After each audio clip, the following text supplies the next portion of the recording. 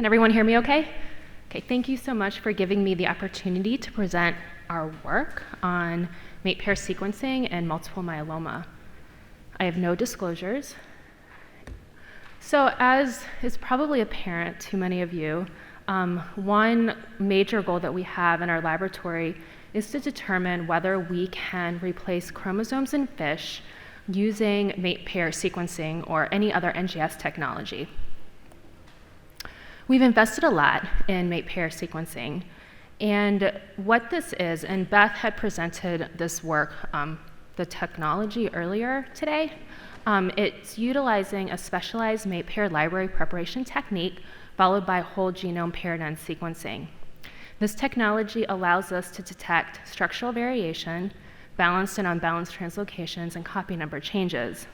So within a single test, we can identify almost all information that is provided by chromosomes, fish, and microarray. Currently, our algorithm is not ideal for detecting rearrangements that involve the telomere or centromere, but we feel that we can probably improve our algorithm to identify those abnormalities. And we are also currently not sequencing deeply enough to detect single nucleotide variants. When performing NGS for structural variation, it is important to have good tools for visualization. Hunt and Kearney in our laboratory worked very hard to create a tool with other individuals at the Mayo Clinic called Ingenium that will allow us to visualize our rearrangements. So we have all of the chromosomes presented here. We have in red the deletions, blue duplications, and the black lines indicating translocations. If you zoom into individual translocations, you get a junction plot, and you can get molecular details involving this translocation. We also, because we have these tests clinically available, we have disease filters so that we're only looking for those abnormalities that we promise to look for and nothing else. On a research setting, we can pull those disease filters off and get genome-wide information. So last year, I was here presenting on the validation of our AML test. And we presented that we had high sensitivity and high specificity, and demonstrating the strength of this assay to molecularly characterize fusions in 12% of cases with atypical FISH results. So I'm going to switch gears a little bit, and specifically, we would like to ask what was the performance of mate pair sequencing in lymphoid neoplasms. And while we're working on the AML work, we had some concerning data regarding high-grade B-cell lymphomas, where using the MYC break-apart FISH probe, we actually found a high rate of false negative FISH results. And this is due to the fact that we have often heterogeneous MYC rearrangements due to a position effect. So our hypothesis was that mate pair seq may have greater diagnostic value compared to FISH in detection of rearrangements involving a position effect. So on the left side, you have something that would be more typical for an AML, where you have a precise gene fusion product. However, in the context of lymphoid malignancies, you may have a rearrangement that brings a superenhancer, heavy chain, kappa, lambda light chain, or non-immunoglobulin close to a gene, an oncogene, that drives its expression.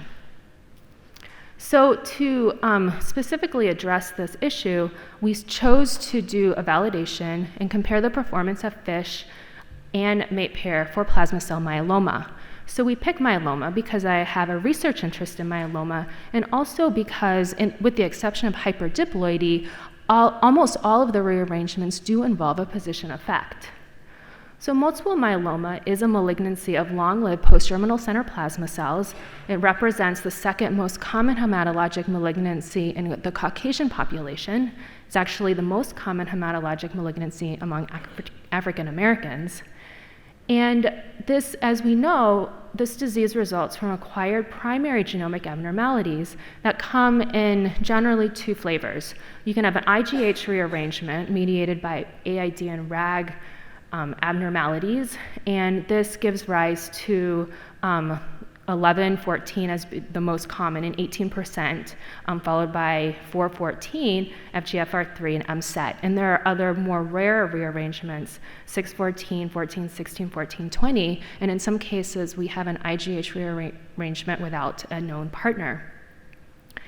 The other half of the cases are characterized by hyperdiploidy, seen by gains of odd-numbered chromosomes. And certainly there are cases that have hyperdiploidy and IGH rearrangements. There are a few cases where they have a normal result, or I refer to them as more miscellaneous abnormalities, where you have monosomy 13, monosomy 14. We are aware that there are secondary abnormalities that can influence disease outcome, and one common secondary abnormality is MYC rearrangement, as well as monosomy 13, also monosomy 14, gain of 1q, and TP53 deletion. So why do we bother looking at the genetics of myeloma? Because these abnormalities influence disease course, response to therapy, and prognosis. High-risk abnormalities are defined as 1416, 1424, 14, del17p, and 1q dupe. And standard risk or favorable abnormalities, as defined by the Mayo Clinic MSMART algorithm, includes hyperdiploidy 1114 and 614. MYC is kind of a controversial abnormality. It is known that it's associated with disease progression, as well as in a Mayo Clinic cohort, it is associated with poor outcome. And this is data from Shaji Kumar at the Mayo Clinic. What we do currently at the Mayo Clinic for the diagnosis of myeloma is we use kind of an unusual system of counterstaining our cells with kappa lambda. So we're only counting those that are kappa lambda positive, and we have a fairly large FISH panel as well. So we, again, to remind you of our goal, we wanted to compare the concordance of MAPE-PAIR-seq to FISH. So in the green section is our traditional clinical FISH testing. We had 70 patients in this group. Some we did not pursue an enrichment approach because they had a high enough percentage of plasma cells, and in other cases we had to enrich, and we used either magnetic beads that target CD138, antibody CD138, or flow sorting. So in our cohort, we had 70 patients. We had a typical male to female ratio with a slight male predominance. Our median age was 66 years with a range of 42 to 83 years. We function as a reference laboratory, so we don't always have the path information for our patients, but of those that we have path, we had a diagnosis of myeloma or a reason for referral in 81% of our cohort. And of those patients where we did have firm path information, 37% represented newly diagnosed myeloma and 63% represented relapsed refractory myeloma. Of the 65 cases, we had recurrent primary abnormalities. 33 represented hyperdiploidy, 61 had an IGH rearrangement, 48% were classic rearrangements, 1114, 414, 1416, and so on, and 13% had an undefined IGH rearrangement. 5 cases were falling under the atypical category, where they had either normal or tetraploidy or monosomy 13, monosomy 14, or even monosomy 15. This is just demonstrating how our various abnormalities look by MAPE-PAIR sequencing. I'm not going to go into great detail here, but to show that we can identify all of the primary abnormalities. And in this slide, I'm showing the concordance of MAPE-PAIR-seq compared to FISH. So when we look at all of the primary abnormalities, so the primary IGH rearrangements and a general hyperdiploid category as defined by seeing one gain of at least one of the odd number trisomies, we actually do have 100% concordance. Where things start to fall apart is when we're looking at the secondary abnormalities and some of the details regarding which of the chromosomes are gained. So here we actually only have 57% concordance. 30 out of the 70 cases displayed at least one instance of discordance. Of those cases that had a FISH advantage, where MAPE-PAIR-seq missed the abnormality, 6 out of 9 cases were tetraploidy. And we will not actually be surprised that MAPE-PAIR-seq cannot identify tetraploidy, just like we cannot identify it when we're doing a chromosomal microarray. However, when we look at what FISH missed, 17 out of the 19 cases had missed c-MYC rearrangements, and 2 cases had a miss of TP53. We were particularly interested in the MYC rearrangements. So of the entire cohort, 36 cases, or 58%, had MYC abnormalities identified by MAPE-PAIR sequencing. And of the 17 cases, using 34 as the denominator of those cases that had complete FISH data for MYC, we actually had 50% of those cases that were missed by FISH. So we wanted to ask, why are they missed by FISH? And in order to answer that question, we have to understand what is the mechanism of MYC rearrangements in myeloma. So this table indicates all of the 36 cases with MYC rearrangements. There were 38 individual MYC rearrangements, 40% involved the immunoglobulin genes, and 60% represented non-immunoglobulin genes. The most common were rearrangements of superenhancers in close proximity to MYC, superenhancers associated with FAM46C, NSMCE2, and TXNDC5. The most common mechanism represented small insertions near MYC. And this is occurring in 15 cases, and 13 out of the 15 cases co-occurred with hyperdiploidy, and 2 out of the 15 were detected by FISH. This is an example of what I mean by this small insertion. And what you can see at the bottom is the location of where our MYC break-apart FISH probes lie. So what you can appreciate here, most likely, and let me see if this is working. Okay, so if you follow chromosome 8, it picks up this duplication of TXN-DC5, and it plops it right into this location of MYC. MYC is located right here, and then it follows through here. So this region of TXN-D5 is inserted right between this region, and this is duplicated. So this mechanism has already been described in the context of myeloma in regard to, in a research setting in Leif Bergsagel's lab at Mayo, Arizona. So what else did we find using this technology? So we had 19 additional IGH rearrangements. Again, keeping with the same MYC theme, MYC was the most common partner.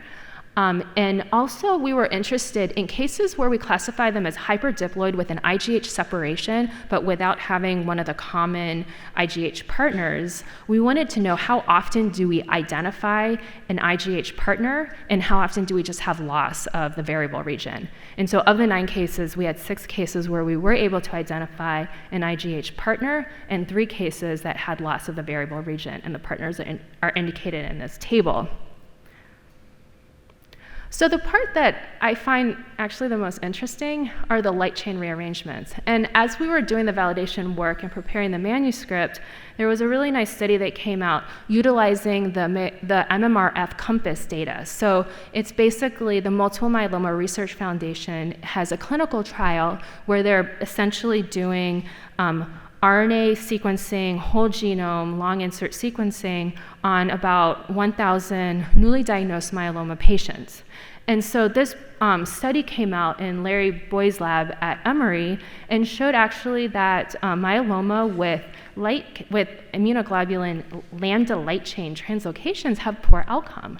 And so in our cohort, while we don't obviously offer a kappa or lambda break-apart FISH probe, we are able to see these rearrangements, and we had 14 cases that did have an IGL rearrangement, and these are enriched in hyperdiploidy.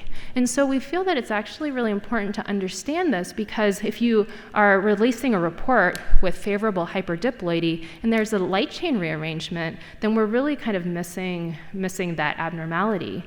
So what are a few interesting findings that kind of like struck us?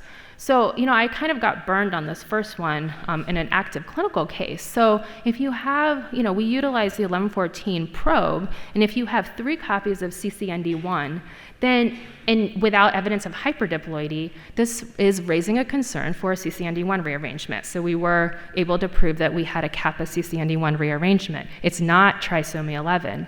I just mentioned this issue with the light chain rearrangements, that we should probably be evaluating the IGL region because it is associated with a poor outcome, again in a research setting, but with really strong data. MYC rearrangements are very complex and best appreciated using NGS. And this case below is actually an interesting case with TP53 abnormalities. So the fish was actually signed out as normal. However, what we have is a deletion of TP53 and a 417 translocation. So the two normal TP53 signals were due to the derivative 4 and the derivative 17. And so this is actually a case of a double hit, TP53 abnormality. But again, fish is being signed out as normal. And I know I only have like 30 seconds. Well, this is the conclusion. So again, we do have high sensitivity when we can look at the primary abnormality. When we look at secondary abnormalities, our sensitivity goes down significantly. The biggest problem is involving the c-MYC gene, 50% false negative rate for the MYC break-apart probe. MATE-PAIR-seq may be particularly valuable in the characterization of abnormalities, particularly those that are involving a position effect. MATE-PAIR-seq is missing the doubled clones, and low-level abnormalities below 25% for copy number changes and 10% for rearrangements. Bottom line, there's no perfect genetic test for myeloma, but MATE-PAIR-seq does perform better than FISH in the characterization of secondary abnormalities. There are a lot of people to acknowledge, people in the genomics laboratory, as well as our clinical team at the Mayo Clinic, and I do want to acknowledge the funding for this work because it was a lot of sequencing. Thank you very much.